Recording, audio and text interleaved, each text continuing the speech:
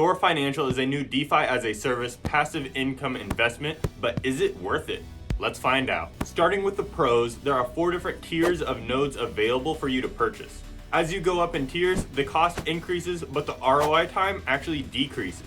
This is great for the project because it allows a lot more investors in, depending on where they're at financially and how much they can afford to invest. Regardless of the tier you purchase, the entire project has a pretty fast ROI time.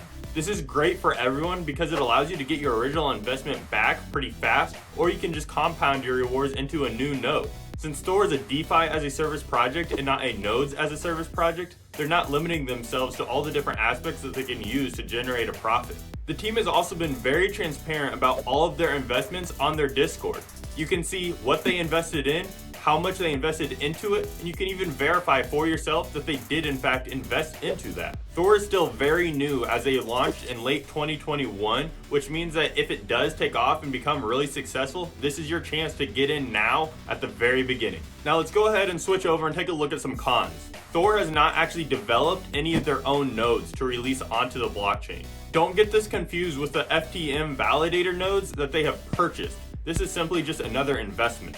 The term nodes come from strong nodes, where they actually designed, engineered, and released their own nodes onto the Ethereum and Polygon networks, and now they're expanding into more protocols. This means that the Thor nodes are really just a name and aren't actual nodes that are available on the blockchain. The team is not fully doxed or known yet. This means that they're still partially anonymous, so you don't really know exactly who's behind the project.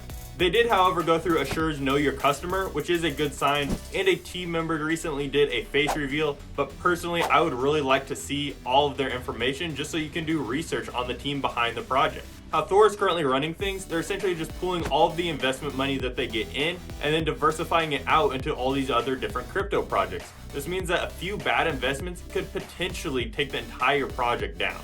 I do feel, however, that over time, as they diversify into more and more projects, Thor could almost become like an S&P 500 of the stock markets, but for crypto.